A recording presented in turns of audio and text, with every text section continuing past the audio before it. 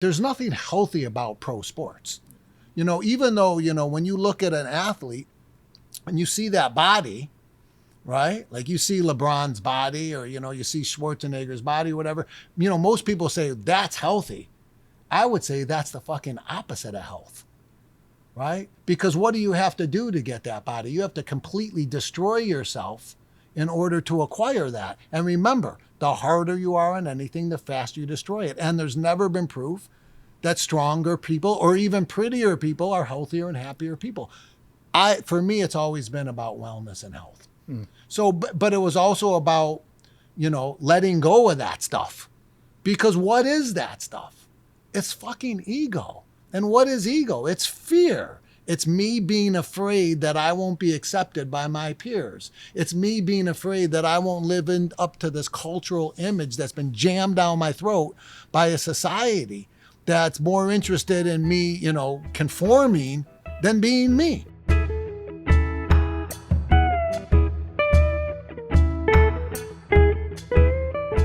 A lot of men, they come to yoga because their girlfriends drag them. Right. They come kicking and screaming. They don't want to go.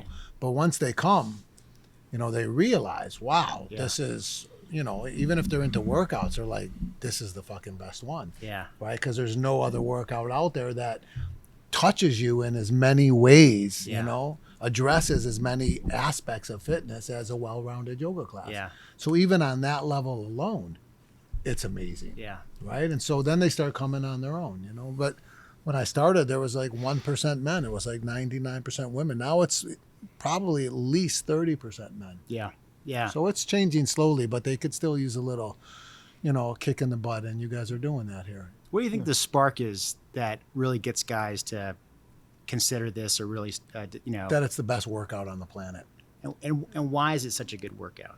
Because there's no other workout that addresses more aspects of fitness in one workout, period, than a well-rounded yoga class. And it does build strength.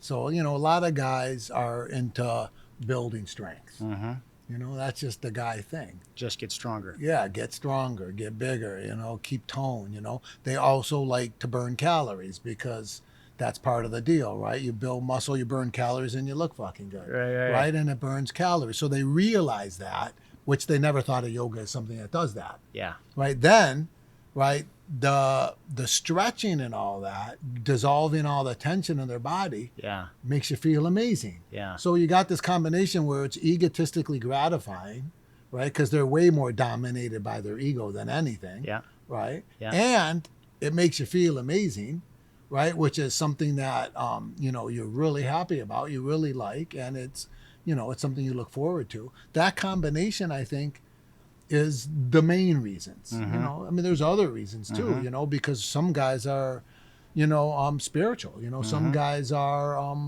wise. And, they're actually realize that this is the healthiest workout because you can't take care of something you don't touch. Yeah. And there's no other exercise on earth that touches as many places as this. Yeah. And most of the disease is coming from your mind. Yeah. Not your body. It's stress produced. And there's no other exercise that addresses stress. So, a wise guy, not a wise guy like you know, but a smart guy, would be attracted to this for other reasons besides the athlete guy or the mainstream guy. Yeah. So, it really is something that can attract all men. I can't think of a more adaptable form of exercise that does so much. Meaning and I think in the book you talk about this, like that your practice changed as you got older. It changed a lot when you had your back injury, right? There's just a super adaptability in yoga. Yeah. It's incredibly adaptable. Well, when you understand how to adapt, then really all exercises are adaptable, right? It's just that yoga is one of the few that encourage you to do it. And once you learn how to do it, then you can bring it into any other exercise, right? Because the real yoga is not the physical stuff. It is actually the ability to adapt. Yeah. That's the yoga. Yeah. It's like the yoga is, transforming this into something uniquely for you. Yeah. Right? By tuning into your uniqueness. Yeah. right? Which, that alone addresses the mind, right? Because to tune into your uniqueness, you got to pay attention, right? And your mind gets quiet, right? That relaxes you. Also, you might have to develop humility, because if you're going to address your uniqueness, then, then you might need to do less in order to make it more optimal for you, which is kind of like on the line with humility, like, just dealing with the fact that, no, you can't do that other stuff anymore, or you shouldn't be doing it, or doing it is actually harmful. So I need to be, more dominated by my wisdom than my vanity. Yeah. I think what's awesome is you developed a whole other, I don't know if you want to call it style or thought process or whatever with this when you got injured, and you came up with long, slow, deep LSD to help you get through this injury that you had. Yeah. And yet it opened up this whole other thing for you and a whole other thing for you to teach to people. Yeah. You want to talk about that a little bit? And a whole other type of yoga, because yin yoga didn't even exist at that time. Right. And I can't say I'm responsible, but, I do know one of the biggest yin teachers out there started in that class. He was like, this is fucking amazing. Yeah. Right. Yeah. And then yin yoga started getting popular. He went out and did a yin yoga teacher's training, and now he's like this big yin teacher. So, it was just something I could do in the world of yoga, where it was more mellow because I had a broken shoulder. For those listening, Are we already recording? We're rolling, dude. Oh. for those who are listening, and obviously, people think of yoga, they have a one-dimensional view, but they don't realize how unique it can be, and thus also the many types of different yogas that are known. What is yin yoga? How would you articulate for somebody who doesn't know much about it? What is yin yoga considered? Yin yoga is it's basically passive, right? So you're laying or you're seated. You're not standing. So you're not doing anything that builds heat, right? So you're sitting or you're laying, number one. Number two is your whole poses for a longer period of time, right? So it's not active. You're just sitting in the poses. So it's more passive. And the idea is, as told to me by this kid that was taking this long, slow, and deep, and ended up becoming yin yoga master guy. He told me, he's like, Bryan, do you know why that long, slow, and deep you teach is so powerful? And I said, no, I just know it works. I feel amazing afterwards. I don't know why it works, but I know it works. I don't know why the sun rises every day, but it rises, right? I don't have I'm observing that it works. And he said, well, that intertwined in your muscles is a tissue called fascia, right? And fascia it's also very responsive to emotion. So if you get angry or you get upset or whatever, you tense up, the fascia seizes up, it locks up, right? So it's holding on to like past experiences, right? And you can't, this is what he told me, you can't get into the fascia unless you're in a pose for at least 2 minutes. In other words, for the first 2 minutes, it's almost like you're fighting against your muscles. Your muscles are almost protecting the fascia. Your own nervous system. It's protecting it, right? And it takes about 2 minutes for your muscles to surrender, and you can get into the fascia, right? So this is what he told me. So this is one of the reasons it works. Yeah. It was all we did. The weekend we did up at Kripalu was this power yoga. I guess was the umbrella, right, over thing. But the Saturday afternoon, we did a long, slow, deep session. Yep. And just to describe it a little bit, Bryan gives you 30 seconds. I mean, it sounds harrowing. It's like you have 30 seconds to find your way into this pose, find what feels comfortable, and just find enough of the pose that you can handle now, because as you stay in it then for 3 minutes when you're not allowed to move for those 3 minutes, the sensation is going to grow 30% more, right? So you don't want to go all the way to your edge right off the bat. So long, slow, deep, you got 30 seconds to find whatever you need to get there, and then it's 3 minutes. So for someone like yourself who's been doing yoga for 20 years, you teach yoga. Yes. How did you experience a 30-second window or opportunity? Like how did you notice the difference in your practice? And you weren't even getting into the hold part. I get it. I'm just saying, because I think what I'm getting at is the fact that it takes a minute it takes a moment to really feel what you're feeling and Yeah. be able to adjust that. Well, 3 minutes, first of all, is much longer than you I think. know. When you're I'm holding, already right? shaking. My legs are already Yeah, shaking just thinking about it. absolutely. Yeah. And I think, those 30 seconds, you're just like, okay, well, okay, I'm going to hold the edges of the mat. That'll keep me forward a little bit, or I'm going Yeah. to get the strap or whatever it is. And you're kind of like, oh shit. And then he starts going. And then you think you've been in there for 45 minutes. He's like, congratulations, you've made it a minute. You're like, oh my God, there's still another. Were you shaking? Like your legs shaking?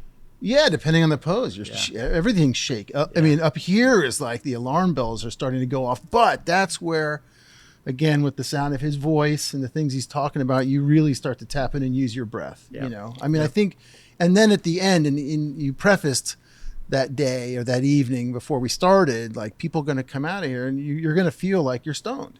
And you kind of, especially counterbalancing that from the power yoga class in the morning. Yeah. You are touching all those other parts of your body. You're really like opening things up. So it was a much deeper thing that I had ever experienced physically and I think emotionally. And then, bringing it back to then the next day, Sunday, like I had energy I didn't even realize I had. Yeah. You know? I feel I'd like to get some of that back right now. I know. We're just saying our life has gotten quite hectic. And for guys who do a lot of yoga, sometimes it's hard just finding any time to do yoga. Yeah. And we often say it like you don't have to be 90 minutes in someplace fancy to be doing yoga. You can roll out your mat, 5-10 minutes, check in, see what you feel. Well, and something that you said in an interview that we heard that I have now relayed to students is how your practice has changed. Where it used to approach it like I have to do all this stuff in an hour. Right. Especially the Ashtanga practice, right? Right. But your personal practice had to be this thing. You approached it much more aggressively. Whereas now you're like, I'm going to start in child's pose. Right. See how that goes. If that feels like enough, I step off the mat. If I want to take it further, then I go up to down dog. And I could step off the mat after that. Yeah. But then maybe you find something that feels good, you go do that. And the next thing you know, it's 45 minutes. And you're like, holy shit, I've barely done anything, but I feel great. Right. So I think, if you could share a little bit about that transformation and for you, and then also how guys could use that for themselves or anybody really, because it does seem like a daunting prospect to think, I got to fill these next 60 minutes. I don't know what the teacher was talking about, but I want to do this thing, but you don't have to do that thing. I think that was the other thing, just really quick. I'm sorry to jump back to that weekend. I was shocked. We didn't do like 10,000 poses in 3.5 hours, right? We did. I mean, it sometimes felt like we did like 12 poses for 3.5 hours, and yet it was enough. Yeah. Yeah. Well, it's important for me to make sure we touch as much as possible. Right. So, it should feel like enough. Like you should walk out of there feeling like there's no place in your body that's not, vibrating with life force, with alive, feeling amazing. It's not like, you don't miss a tooth when you brush your teeth. Mm-hmm. Right. So, why would you miss a place when you exercise? It's commonsensical. But again, we don't do more than we need to do either, But, right. So the power yoga class, especially the ones you did that were close to 3 hours long, if not 3 hours, you got enough time to touch it all, right? And the long, slow, and deep, of course, you're going to touch less because you're holding poses for so much longer, right? So that's not about touching everything, right? That's just about creating an effect. Yeah. Right? And maybe focusing on the places that we actually hold the most tension, like hamstrings, hips, stuff like that. Mm-hmm. So Can we take a little macro view here for folks listening and let you riff a little on what is power yoga? Yep. Can you give us, within your context, what this thing is? And I would even throw in what it was when it began and how it's evolved and morphed into different things. I think that perspective would be great. Yeah. It's a lot, it's, well, first of all, when I created it, I was kind of a fitnessaholic, it was, it's been, being an athlete, and I was an athlete. It's not like I was great at any sport, but I certainly was in an athletic state of fitness, right? Like I was like literally into being as fit as I could be. And back then, that mentality was, looking a certain way and being able to accomplish a certain amount, right? That's what fitness was, even what health was to me back then, right? So it was really important to me when I created this, that this was the ultimate exercise, right? That was really important to me. So still to this day, those elements are in there. That's the foundation of this. And a lot of it was based in ego, but a lot of it also was based in logic, right? Like, again, you can't take care of something you don't touch, right? What a lot of people are doing, and back in the day, the name was cross-training. And the reason for cross-training is so you would get all these different elements of fitness, right? You'd go running, but then also you go to a stretch class, but then also you'd go to the gym and lift weights, and that's called cross-training, right? And so, for me it was like, why not bring it all into one practice, especially when you have the foundation, which is yoga, which I didn't create, right? But it's yoga already gives you the ability to touch basically everything. That's the point of all the movements, right? And it's important for people to know that don't do yoga is that the movements are creative ways to access places in your body and ranges of motion so you can care for them. It's that simple. You can't care for something you don't touch, right? So it's like the most logical and practical thing, right? Like, and how do you feel your best if you're walking around with a bunch of dead, stagnant, atrophied places in your body? Right. Dead tissue doesn't transmit electricity. You are an electromagnetic being, right? And even in Chinese medicine, they say the root cause of all disease is the blockage of energy. Yep. Right. So here you got this practice that touch. So it's very commonsensical. Yeah. Right. And then you combine that with the fact of how it leaves you feeling. And you combine that with the fact that you can be creative with it and you can emphasize any aspect of fitness you want. So if you're a strengthaholic, you can emphasize strength poses and it's friggin' amazing. Like it is very strong and it's powerful. And, you end up, being able to press up in a handstand like nothing. And it's like you impress yourself. You're like, what? I can do this shit. Right. And, you see that in the circus, but like you're able to do it. It's pretty cool. Yeah. And so, that's when I started, I was gifted with the foundation of yoga and I was able to turn it into something that appeased me. And then, of course, as I got older and I got more wise and more mature, and I started to understand things in a different way, right? Like one of the things I started to understand was, the harder you are on anything, the faster you destroy it. And I started to realize the ridiculousness of what I was doing and the ridiculousness of Western fitness. Because it's no pain, no gain. It's more is better. It's push, push, push. It's like you can do one more, push, push. It's like you could see the guy bench pressing. Yeah. And the guy spotting him saying, Right, one you more, got it. one It's all more. you. You got All it. you. You got it. All And the you. guy's got a look on the face like would scare the shit out of his mother. Yeah. Right? He's straining, he's pushing. And, I started seeing that why? Right? There's never been proof that stronger people are healthier and happier people. Yeah. Right? And you could see that it's completely egotistically based. Right, which is and you being bigger and you being stronger and you looking a certain way and being dominant and I'm a man and all this bullshit, right? And also the universal law says the harder you are on anything, the faster you destroy it. Like if you want to feel as good as possible and last as long as possible, the last thing you'd ever want to do is push your body hard. So then there's this battle, right? There's this battle between your wisdom and your ego. Right. Because your ego wants this. You grew up in the West, and in West, a man is this.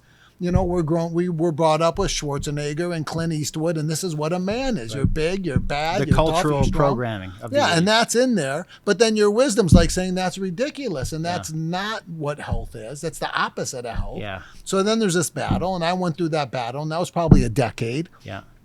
Where I was fighting between lifting weights and looking a certain way and like being more, and even if you Google healthiest exercise on earth, the first thing that comes up is walking, right? It's because it's the most gentle, right? Yeah.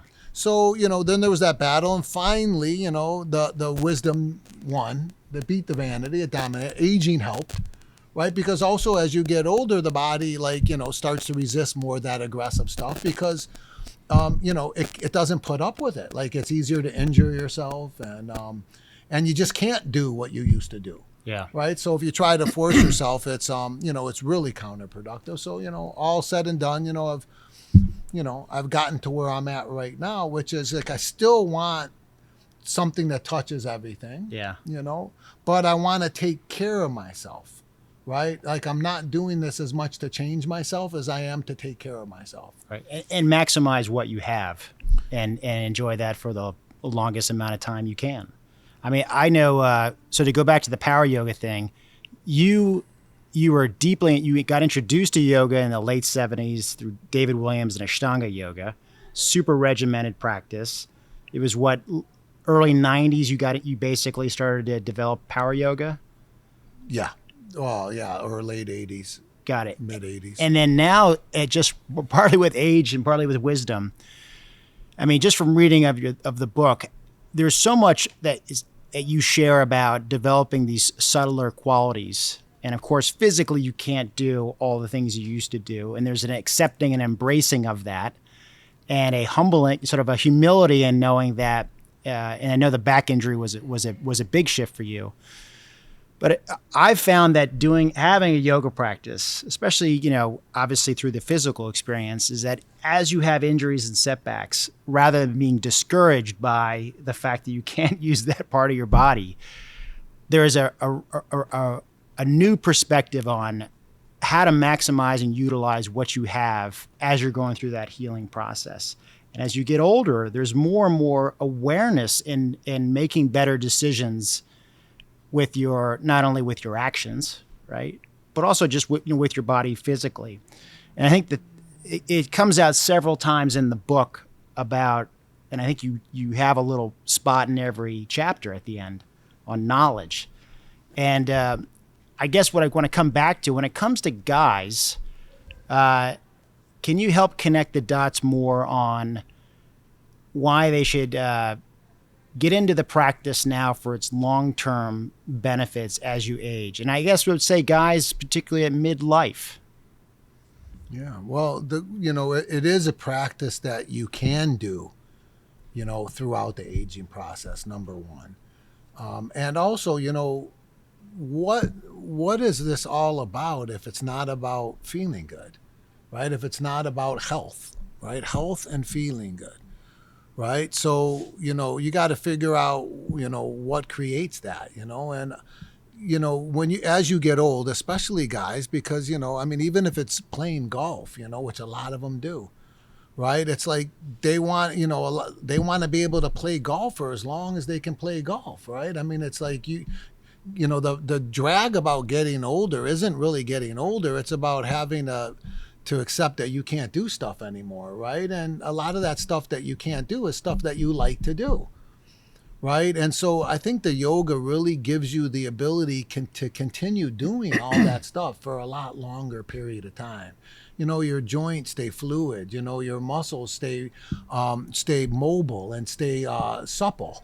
Right, you can continue, and you can twist when you do that golf swing, right, without tearing your back. Yep. Your shoulders, your deltoids rotate nicely. You're not going to hurt yourself because that's usually what people do. And in order for that to happen, you got to address all those areas. You got to keep them supple and free. And you got to feel how you feel in your feet, and your hips, and your leg, and your back, so you don't swing out of your shoes. Right. You're trying to nail it down. But if you do swing out of your shoes, you're more likely that your body's going to be able to handle it if your body's flexible. Right. Or should I say supple, right? Because flexibility is just a generic term, but you want to be in a place where there's no tension in your body. So there's no tension, nothing's going to rip. Yep. Right? When you move really fast. So, I call it aging gracefully. Keeping your body supple and free and keeping you able to do the things you love to do for a lot longer, because your body is toned, supple, and free. So, I think it's a really, it's a really great compliment to the things that guys like to do, whether they like to bowl, whether they like to play golf, whether they like to play tennis, whether they like to play pickup basketball, whether they like to go running. You know, I mean, guys tend to be aggressive, you know, and they like aggressive activities, and the body, you know, starts breaking down later in life when you lay some aggressive trip on your body. But if you can keep your body supple and free, Yep. then you're able to do that stuff for a lot longer. So, you know, for that reason, minimally, you know, continuing to allow you to do the things you love to do. Yep. You know, that alone is a good reason for guys to do it. Not to mention, you know, I mean, you want to feel amazing, you want to be healthy, and maybe even want to do something that you can share with your girlfriend, right? Because they're gonna love doing it too. It's just a great exercise, and the point of exercise is to keep you feeling amazing, so you can do as much as you want to do in your life without too much hindrance. And it's the best tool and vehicle for that. I've never seen a better one. I'm 60, right? And I've been in the exercise world my entire life. You know, I started working out, you know, I was 12, 13, 14. I started yoga 14, 15. I was a personal trainer, you know, I was in that world, you know, I worked with the professional athletes, you know, used to go up to Kobe Bryant's house and do one-on-ones and, you know, and just, you know, been and had the Santa Monica Track Club, which at the time was Carl Lewis and all those guys coming to the yoga class. And,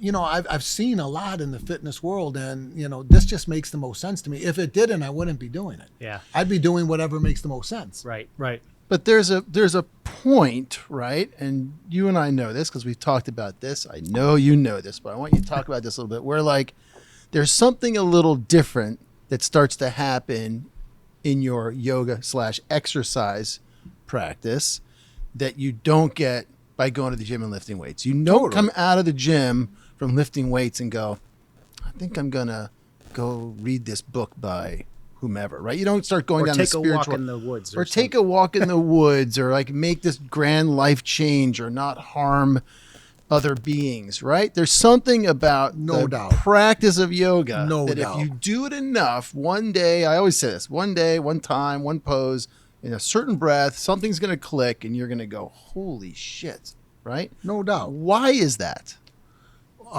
Well, you know, I didn't mention that because, you know, off the bat, most guys aren't interested in that. They're like, you know, I don't want anything that's going to make me walk in the woods. Right. I'm not, you know, that's the esoteric I already walk in the shit. woods enough with my golf game. Why would I want to do that? Exactly. Right. And that's the esoteric stuff I'm not interested in. That's right. But it happens. It You're happens. right. Exactly. It happens. And so, yeah, we try to take some of that out for our listeners. And I certainly, when I do the yoga for dudes But stuff, don't I worry, dial you it. guys. It won't happen to you. You're going to be fine. Okay, You're totally it won't immune. happen to you if you don't want it, but it's there if you want it, right? But it will happen eventually if you practice consistently enough, right? Or If you want it, I've yeah. seen so many guys and gals, whatever, guys, at the end of a practice, a good practice, after, you know, Shavasana, just sort of sit there with that look like, wow, what the fuck just happened? And that's like something that's going on, something stirred up. So why is it with this and not with those other things? Because the byproduct of this, it really is the objective too, but minimally it becomes the byproduct, even if it's not the objective, is to quiet your mind, right? You quiet your mind, and when your mind becomes quiet, what that means is that you become more present, right? You become more in tune, right? You're less distracted, right? And when your mind gets quiet and you become more present, you start becoming aware of things. Right. And when you become aware of things, you know, you can no longer deny those things you become aware of. You start noticing things. You start seeing things. You even can see, like I told you about, like when I was just telling you about the ridiculousness of the aggressiveness of, you know, how I viewed exercise and what I was into. But that came through me starting to tune into reality, right? Before that, I was like programmed and I was on that track. I never stopped. I never got quiet. So I wasn't aware of anything, right? So when your mind gets quiet, you become aware and you're like, yeah, why am I pushing so hard? And then quietness also becomes valuable, like the walk in the woods, and you start realizing your connection to other things that you never realized before, right? And then maybe nature becomes more important. right? Maybe reading a book becomes more important.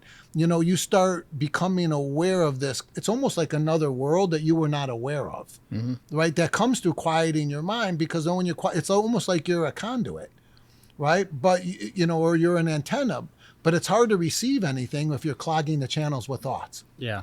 But when you quiet down, right, then the channel's no longer clogged, and man, you start becoming aware of stuff, right, that you weren't aware of before. Like Einstein even says, like all wisdom comes from experience. Everything else is just information. And it's hard to have an experience if you're not paying attention, because you're thinking about other things, right? But you stop thinking, and all of a sudden you become aware of what's going on, and you can learn from it. So, it opens up this vehicle to understand. It opens up this vehicle to learn and become aware of all this stuff that you weren't before. And most of the other exercises, that's not their emphasis. It's not the objective. So it doesn't happen. Right. And would you say, because we've talked about a lot of the physical stuff, and we don't have to get to the esoteric stuff, but we're missing the breath at this point, right? There's a huge emphasis in yoga on your breath and breathing and listening to your breath and feeling your breath. You don't go to lift weights necessarily and learn how to breathe, which you should, but you don't. So do you agree that that breath is a huge part of it as well? Because it's giving you life, it's giving you energy, but it's also you're focusing and quieting your mind to think about the breath. And as you talked about, right, in class, and many teachers say, like, if you notice your mind start to wander, just bring it back to the breath.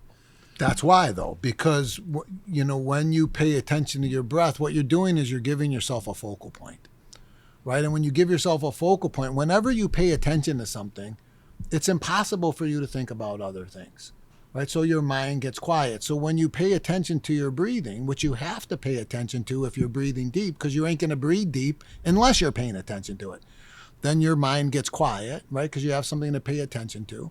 And that quietness opens up a world of possibilities, and that world is called yoga, right? Then in that quietness, you start making realizations. You start understanding things in a different perspective. Right? It's almost like you're stepping out of your own way, because you're constantly in your head, right? And you're constantly rolling in this program. So you're doing things like in one way, right? And then when you stop that, like, wow, you see there's another way. Like, I don't know if you ever had this experience where, like, you're talking to someone and you notice their eyes are rolling, looking over there. They're not listening to you because they're looking at this chick walking down the street or whatever, right? And you just want to slap them and say, I'm fucking talking to you. Will you listen to me?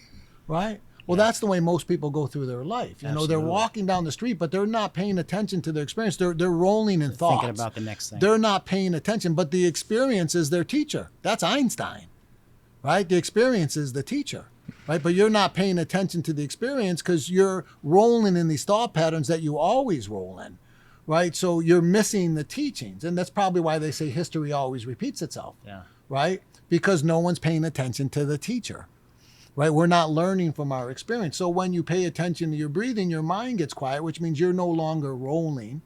Right? You're also paying attention to something that's happening right now, so you're completely present. And we've been infused with catchphrases our whole life about being present, right? But who fucking works on it? Yeah. Right? Well, that's what happens when you pay attention to your breath. Your mind gets quiet, and all of a sudden, I can hear what you're saying. One of the most vivid experiences that I've had in noticing your breath and where you're at is, and we were saying this earlier, like in high school, when you're bench pressing, it's all about like not breathing to push that weight up. And you've got your two buddies in there telling you can totally do this. And your back is arched and your hips are hinged, and you're pushing that weight up and you're straining and you're totally not breathing. Right. I remember learning in my practice, going through my own teacher training in New York, learning to relax your breath. So if you are struggling in the pose, where you start to notice your breath really changing dramatically, there you're at the boundary of your edge from a physical standpoint, and learning to back off a little bit and let the breath be your guide on where your balance is. And it kind of keeps you humble without getting too far beyond that point. Because if you get too far beyond that point, now all of a sudden the muscles that were compensating for your other weak spots, they're in overdrive because they know your body's exhausted and they're kicking in. And I've just found that some of the most valuable aspect of yoga in the physical practice. Yeah, either that or or you're reacting unnecessarily. So yeah, you could say your boundaries should be your calmness, because once you lose your calmness, then you're being totally counterproductive. That's what you're saying. But I'm saying also there's that, you might be able to stay calm through greater challenges, and you don't know it because you're so reactive. Like I'll put people in a pose that's modestly challenging, not that challenging, maybe not even challenging at all. And you'll see their neck gets tense, their jaw lax, their eyes are squinted, they're holding their breath, even though they don't have to. So in a sense, we become habitually reactive. Where do you think stress comes from? The stress that's poisoning you never happens to you. It's how you respond to what's happening, right? So you have an opportunity in a yoga pose, and you can bring this into weightlifting or anything else, is to challenge yourself to go through greater challenges in a less reactive way. It's almost like calmness as a muscle, and you're developing it. But at the same time, as you were saying, we all have boundaries, and there's a point where you can't be calm, right? And that's the point where you need to back off, because once you start straining, you're completely counterproductive. But in a normal masculine or fitness mentality, there's nothing wrong with straining, right? That, you have to push past your boundaries. The only way you can really make your muscles grow is to injure them, right? They say that it's scar tissue. Like you completely decimate your muscle, and the muscle doesn't ever want to deal with that again. So it gets stronger to handle it, right? So this way it doesn't get decimated next time, right? But what do? You go back there and decimate it again, right? Because, you want to get bigger and you want to get stronger. Why do you want to get bigger and stronger? There's no intelligent reason. I mean, unless you're a bouncer. If you're a bouncer, you have a reason to have a bicep bigger than your head. Yeah. But if you're not a bouncer or a pro football player, and a pro football player is conscious, well, I don't know if it's conscious, it's probably not conscious, but the whole mentality of sports is sacrifice your body for the team, right? The pro football player, you're sacrificing your body to win. And if you want to sacrifice your body to win, that's your business. But don't say it's fucking healthy. Yeah. For me, it's always been about health. Right? There's nothing healthy about pro sports. Even though, when you look at an athlete and you see that body, right? Like you see LeBron's body, or, you see Schwarzenegger's body or whatever, most people say that's healthy. I would say that's the fucking opposite of health, right? Because what do you have to do to get that body? You have to completely destroy yourself in order to acquire that. And remember, the harder you are on anything, the faster you destroy it. And there's never been proof that stronger people or even prettier people are healthier and happier people. For me, it's always been about wellness and health. So, but it was also about, letting go of that stuff. Because what is that stuff? It's fucking ego. And what is ego? It's fear. It's me being afraid that I won't be accepted by my peers. It's me being afraid that I won't live up to this cultural image that's been jammed down my throat by a society that's more interested in me, conforming than being me. So, but I had to be strong enough at one point or another, and, and be humble enough to say, I'm not buying into that. That's destroying me. It's destroying me on every level. So let's hit the ego for a second. I think there's a lot of ego with guys in choosing or not considering yoga. Where have you seen gains and opportunity made by men embracing yoga and getting beyond that? And where do you see these struggles and challenges in men's willingness to embrace yoga? Well, the struggles are just, trying to be more dominated by your wisdom than your vanity. Right? That's the struggle, because, what are you lifting weights for? Now, I'm sure you can lift weights in a conscious manner. So this is not lifting weights, but if you're going to do it in a conscious manner, it's probably not going to grow your bicep bigger than your head, because there's no intelligent reason for that except to appease your vanity, right? Because you've been programmed that this is the way a man should look. A woman's no different. They're programmed too. How hard women are on themselves about looking a certain way. So, we're trying to look we're trying to get big and strong, and they're actually trying to get thin and whatever they're trying to do. But, you have to ultimately be strong enough it's much more difficult. You have to be much more strong to be Jesus than to be Arnold, right? It takes way more strength to be honest and truthful and to be humble and wise. Like, it takes a lot of strength to live, in an honest and humble way, because you're not supported in your culture. Yeah. You've never been supported, and people look at the world and they're like, they look at the news and they're like, they're not, they think there's room for improvement, but they don't realize the problem is with them. It's like, because everybody is, everybody's lost in this cultural mentality, and very few people have the strength to say, I'm not participating in that. Because when people don't participate in stuff, like, they get ostracized. Mm-hmm. Yeah. Right? And it's so scared. If people are so scared, it's Neanderthal. It's a Neanderthal mentality. If you get kicked out of the tribe, you'll die. You need the tribe. Everybody in the tribe has a job, and that job allows the tribe to survive. Right? And so you're scared about getting kicked, so you have to conform. Right? And so what people are doing is they're buying into a cultural mentality, even though it's nonsensical. And they're saying yoga doesn't fit that program in their mind. It's the opposite of that program. It's like, step out of that cultural mentality. That's the problem. When you look at the world and you see what's going on in the world, it's because, Jesus stepped out of that. Gandhi stepped out of that. Martin Luther King stepped out of that. Mandela, the forgiveness, right? You don't, you don't see that forgiveness, right? Mm. You see Israel forgiving Hamas.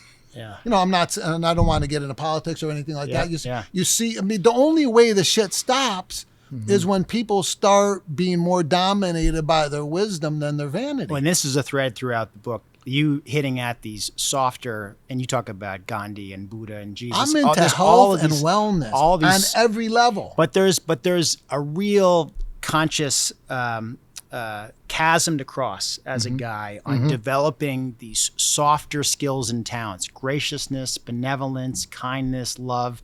It's like learning to be more beta in your alpha as a guy, learning to have the softer side. It's not beta. It's a different type of alpha, right? It's not beta. Beta is almost like you don't have strength either in another way. You're letting someone else dominate you. It's not about letting someone else dominate you. It's about you making intelligent decisions and being strong enough to follow through with those decisions, right? And if someone else wants to come in and tell you to do something different, you're not. A beta would, right? So it has nothing to do with beta, but it might look like beta a little bit. And so that's scary too, because they're also scared about what other people think, right? And they're being dominated by what other people, what's all their buddies going to say when they're like, become a vegetarian. Yeah. Not that you should be a vegetarian. I'm not. But like, you got to, like, I was in the beginning, like, because I thought I needed to be a vegetarian, which I realized I don't, and it didn't work for me. But people used to make fun. My buddies used to make fun of me. Right. And, my buddies like to be tough, and they wanted to fight, and they wanted to do all this guy stuff. Right. And, but I realized that was like wrong. It was like, it's like, I wanted the opposite of that. I want harmony. I want peace. That's what we all really want. Deep inside, we all want peace. We all want happiness, right? And people have to realize that the path that they're on might not be bringing them that. You talked, I think we're on this part. In this way, it's you're referencing a bit of your back issues and ways you needed to be less physically aggressive and more gentle. And you had these three things. To achieve this, I would need to develop the awareness to see when I was slipping into malevolent tendencies. 2, to strengthen, to overrule my competitive and comparative programming. And 3, the humility to accept that I can no longer be that image of myself that I was so attached to, which I think is sort of in line with what you're saying. So how did you even if you could be that way, the humility is not being that way. It's easier to not be that way if you can't be that way. Right. Right? Right. Right. But if you can be the most dominant dude in the room, but you're not, is there anything more sweet than, meeting a gentle giant? Yeah. Like a big, strong guy that's fucking kind and sweet. And when they shake your hand, they're not trying to break it. Yeah. Like, even though they could. Right. Right? Like, there's nothing more sweet than that, right? Like, that's really the power. Yeah. Like, anybody can fall into that tendency, and most people do. Right? And it's crazy. It's just, it's crazy. Like, Like, you're the biggest guy in the room. So like, everybody has to move out of the way when you walk through. Right. But then there's a guy bigger. What are you going to do? Now you have to move. So it's all bullshit. And then there's a guy, it's like, it never ends. Right. Right. It's like, it's craziness. It's like then you have to become the beta. Otherwise you're going to die because that bigger guy can destroy you. Mm-hmm. Right. It's this whole crazy mentality. Like, that, and then what does the little guy do? Then he just buys a gun. Now he's more beta. Then he's the alpha now, and the big guy's the beta because he's got it's like it's stupid. Right. It's just stupid. Our whole macho mentality is just stupid. Yeah. Real strength is in humility. Mm-hmm. Right. It's in gentleness. It's what all the great ones taught us. And it's not easy, and we don't get a lot of support. Right. And it's walking away. That's hard. And a lot of people talk about it, but it's really having the ability to do it. Yeah. Well, it's like our buddy Johnny said during the previous workshop we took at Kripalu, where he said, you don't have to fight every fight and you don't have to react to every situation. Right. And that's a certain form of strength in itself. But I want to go to a little bit also more in the practical in terms of poses, because there's something that you talk about a lot, I think, in the book, that to let the pose conform to you, let the pose fit you. You don't fit the pose. I'm curious if you could talk about that a little bit, but also talk like, is that because you're as a student, you go back a ways and you touch teachers in India who taught you, right? So like, did you always think that about the pose? Was that drilled into you back then, or did you make a shift at some point? I made the shift. Okay. But it's really interesting because, it's like I had to make the shift because doing the pose the way they said to do the pose was destroying me, right? Because my body didn't work like that. So if I'm gonna, it's also like what we were saying in the beginning, like, hey, you don't have to do an hour and a half. Mm-hmm. If that doesn't fit you and where you happen to be, you don't have to do that, right? So the most important thing in yoga, in my opinion, is consistency. It's just having a regular practice, because each practice builds on each other. It's like even in weightlifting, you got to be consistent. Otherwise, everything you did, it just goes away. Like if you want to get to a certain level of strength, you got to be consistent, right? So it's the same with yoga. It's like, consistency is the most important thing. And, it's really difficult to be consistent doing something that is antithetical to you, right? It's like you have to fight I had to fight to get on the mat every day to go through that entire Ashtanga sequence, right? Because my body didn't like it. I didn't like it at all. So for 12 years, I was doing something I didn't like. And then one day I was like, I don't have to do that. I can do what I like. And, there was part of me that was thought, oh, there's something wrong with me now. I'm weak because I should do that, But what I realized is that in order for me to be consistent, I had to find something that was conducive to me. Right now, I have no problem being consistent. Because again, I get on the yoga mat and I'm like, I can leave after 5 minutes. I don't care. Mm-hmm. I never do. Right? Because, I get into child's pose and then I'll get into down dog and then I'll go back to child's pose and I'll get back to down dog and, then I'll, walk up and I'll do a forward bend and then I'll do and before I know it, I've literally been practicing an hour and a half. Right. But I'm practicing doing stuff that, I'm entering the practice in a manner that's conducive to me, right? Because in Ashtanga, bam, you're in it, right? You start with that first salute. You're going. I like to get into it more slowly. That's me, right? It's like some people like to eat more than other people. And some people, they like to wear certain, everybody's different, right? Like you got to find what's conducive to you. Maybe some people, the Ashtanga is okay for a little while because there's nobody in their 50s or 60s doing Ashtanga. Yeah. Nobody. So at one point or another, they're going to have to do what I did when I was in my 20s or 30s. They're going to have to start creating something that works for them because Ashtanga is not anymore. Well, I knew right away it wasn't working for me, right? But it was being strong enough to accept that. How did you know right away it wasn't working for you? Because there was internal resistance to doing it. I didn't want to get on my yoga mat. I never did, right? I always did, but I never wanted to, right? Because I didn't look forward to it, right? Because it didn't feel right to me, let alone the aggressiveness of them, how they would push you into poses. There was just a lot of pain, right? It was a lot of pain, but we all did it because we were taught no pain, no gain, when the truth is no pain, no injury. Did anybody think of that?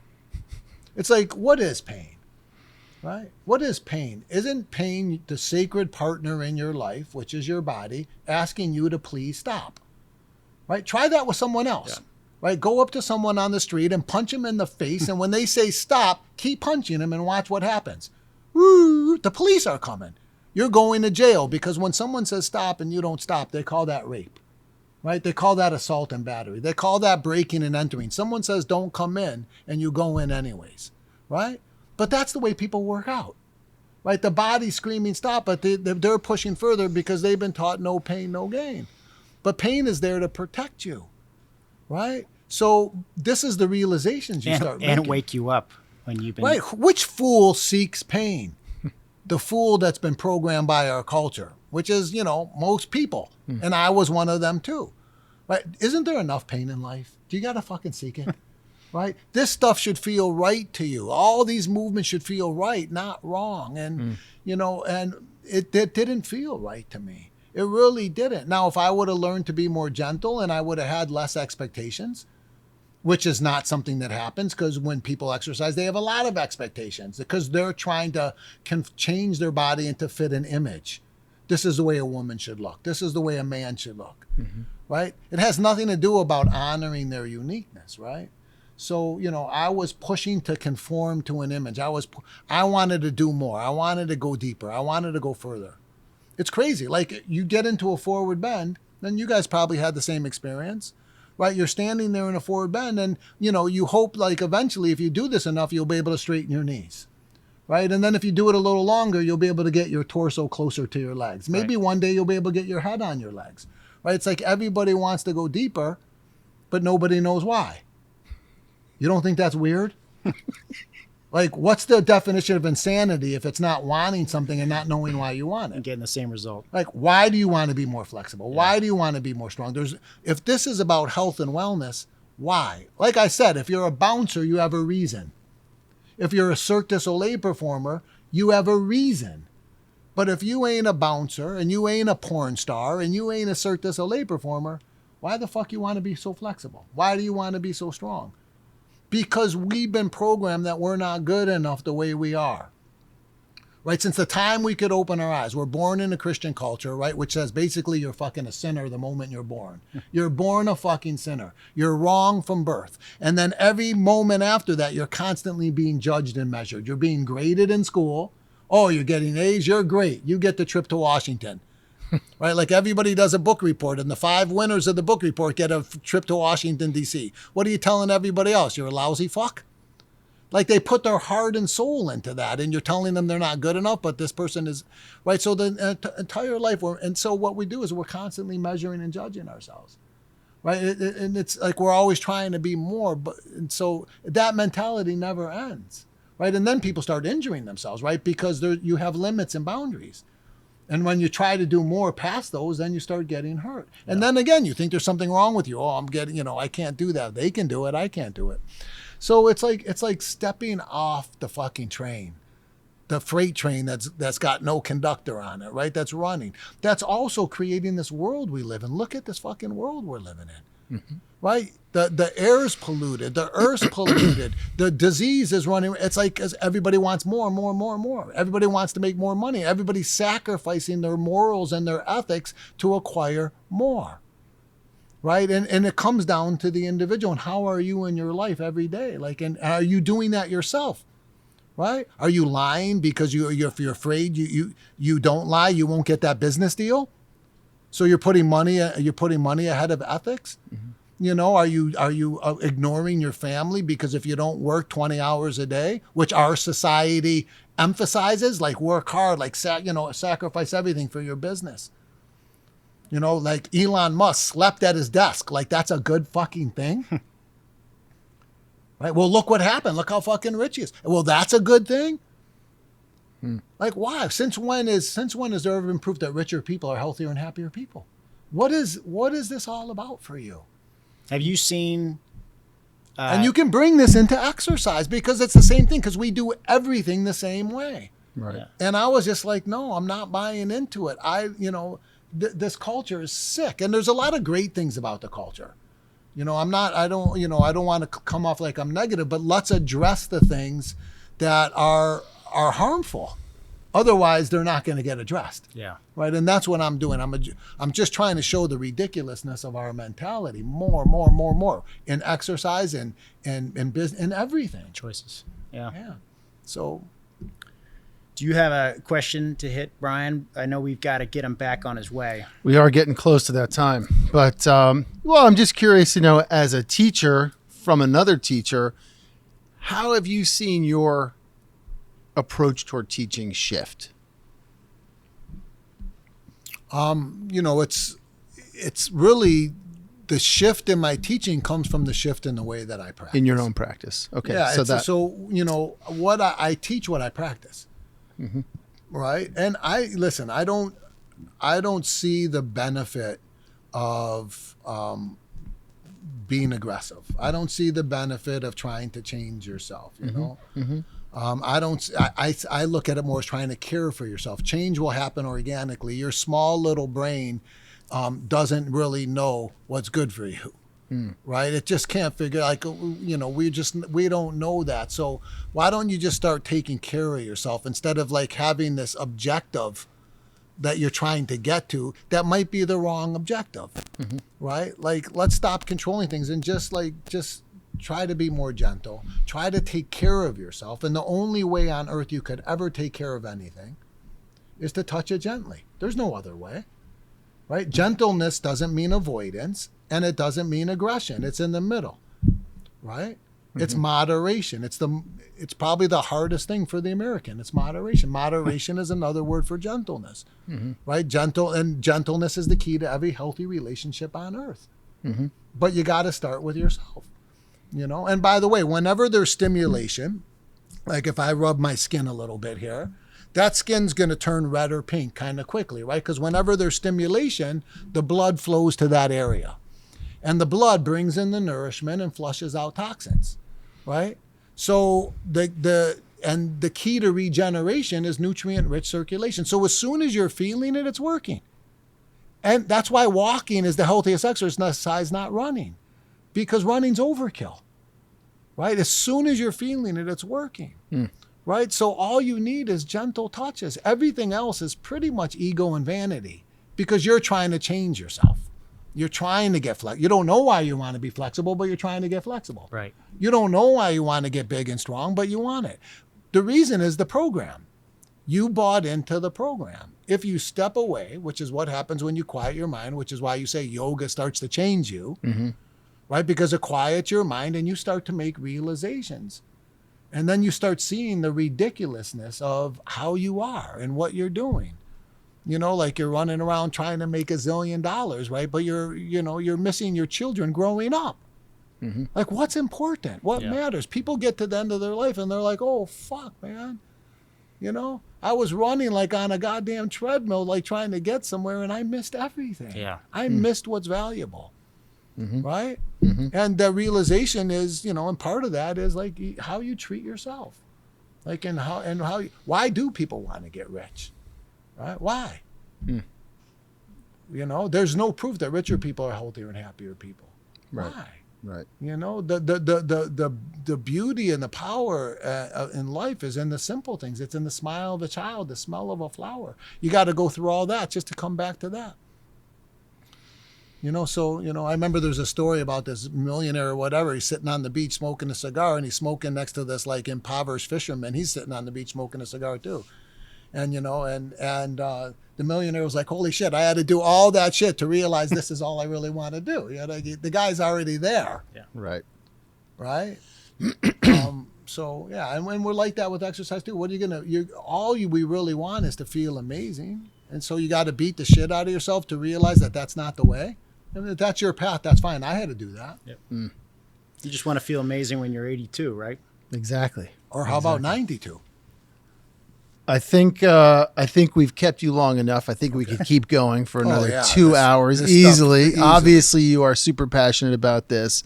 The book, for those listening, is Autobiography of an American Yogi, the story of Bryan Kest and the evolution of power yoga. You got to check it out. We're here in Danbury at B Yoga. We've dropped in on a 3-day session you're doing at B Yoga. Big shout out to them for hosting us here today to do this and having you here. A They're big awesome. thank you to you for taking time in the middle of your session to do this thing with us.